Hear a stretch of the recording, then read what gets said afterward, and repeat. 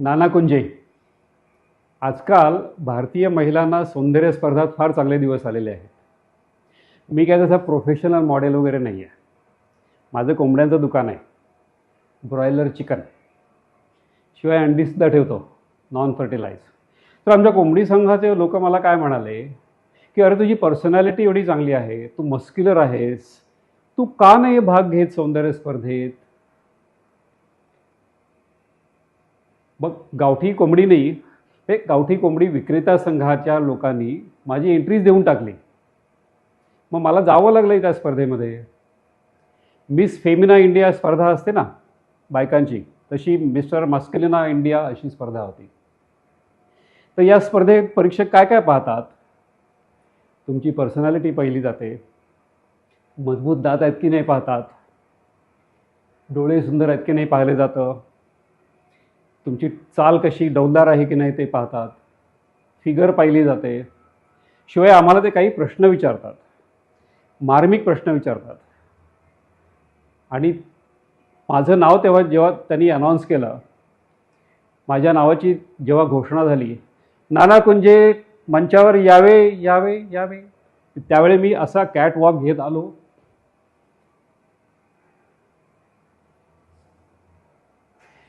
हे पाहून परीक्षक थक्कच झाले आणि त्यांनी तोंडात बोटच घातली, आपलीच नाही तर शेजाऱ्यांची सुद्धा. मग मला काही प्रश्न विचारत आले. काय रे बाबा, तुला समजा आम्ही मुकुट दिला, क्राऊन दिला, तर तू काय करशील? मी ताडकन उत्तर दिलं, मी शोषितांचं दुःख दूर करेन, अनाथ मुलांसाठी फंड गोळा करेन. ही मॉडेल आन्सर्स आहेत, सौंदर्य स्पर्धांच्या गाईडीमध्ये मिळतात. 5 स्टार हॉटेलमध्ये चर्चा झाली की ही उत्तर द्यायची असतात. मग त्यांनी मला पुन्हा विचारलं, तू आणखी काय करशील? मग मी जरा चिडलोच. आणखी काय करेन म्हणजे काय? मी वणवे विझवीन, मी कोंबड्या वाढवीन, तुमच्या बाबाचं काय गेलं? ही शेवटचं वाक्य मी तुला मनातल्या मनात म्हणलं. मग आम्हाला काही मार्मिक प्रश्न विचारण्यात आले.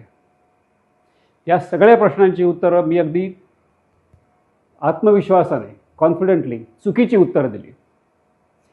आता तुम्ही म्हणाल ही चुकीची उत्तरं कशी काय? पण परीक्षक म्हणतात आत्मविश्वास महत्त्वाचा. त्या हिला नव्हतं का विचारलं की काय गं बाई, कोणत्या हयात स्त्रीचा तुझ्यावर सर्वात जास्त प्रभाव आहे? तिने उत्तर दिलं मदर टेरेसा. म्हणजे मदर टेरेसा वर गेलेली तिला माहीतच नाही. पण परीक्षक काय म्हणाले? उत्तर चुकीचं, पण आत्मविश्वासाने दिलं, म्हणून आत्मविश्वास महत्त्वाचा. बरं का, या अंतिम स्पर्धेमध्ये आम्ही 5 जण होतो. त्यातला मी एक जपानचा, एक जमैका, एक केनिया आणि एक अमेरिकन.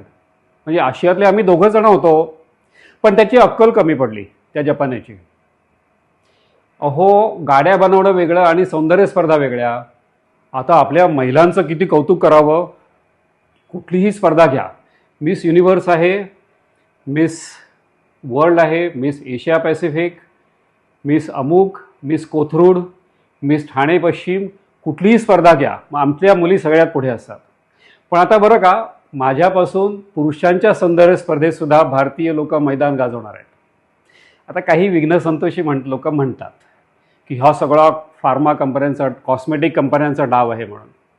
म्हणू द्या, आपले जळू द्या त्यांना. पण मी सांगतो, माझ्यापासून सर्व पुरुष स्पर्धकांनी ह्या स्पर्धेसाठी तयार व्हायला पाहिजे. मला जेव्हा त्यांनी क्राऊन दिला तेव्हा माझी प्रतिक्रिया पहिली कशी होती? मग एकदम हसू, मग रडू, मग रडता रडता हसू, मग हसता हसता रडू, मग आनंदाचे डोही आनंद तरंग, हसतच राहिलो खोळ्यासारखा. स्थिर उभं राहता येत नाही मला सौंदर्य स्पर्धेत भाग घेतल्यापासून. कधी सारखा कॅमेरा आपल्यावरच असतो असंच वाटतंय. बरं का, आणि आजच्या कार्यक्रमाला मी येणारच होतो, कारण कार्यक्रमानंतर जे जेवण आहे ना, त्याला माझ्याच कोंबड्या मागितलेल्या आहेत. मी आयोजकांना विचारलं देखील, अहो कोंबड्या आम्ही एवढ्या कमी का? तर आयोजक म्हणाले फक्त मानकऱ्यांनाच जेवण आहे, बाकीच्यांनी नुसतं बघायचं लांबून. आणि शाकाहारी जेवणाची जबाबदारी पण माझ्याकडेच आहे बरं का. अरे करम्या, कोंबड्या सोलायला घे रे बाबा. तो बघा कार्यक्रम बघतो आहे की नाही. अरे कुक्कुट कोण सोडणार, तुझे तीर्थरूप काय, त्याला कळलं नाही. इंग्लिश मिडियमचा. अरे कोंबड्या कोण सोडणार, तुझा बाप काय रे डुकरीच्या, आत्ता कळलं. बरं, मी आता थोडा जाऊन येतो. माझं जाहिरात शूटिंग आहे. ही सौंदर्य स्पर्धा जिंकल्यापासून इतक्या ऑर्डर यायला लागलेल्या आहेत जाहिरातीच्या शूटिंगसाठी. तर मी तिकडे थोडा वेळ जाऊन येतो आणि नंतर जेवणाला बसू. बनियन आणि अंडरवेअरची जाहिरात आहे. बरोबर गोविंद आहे, मला बघून नक्की नर्वस होणार तो.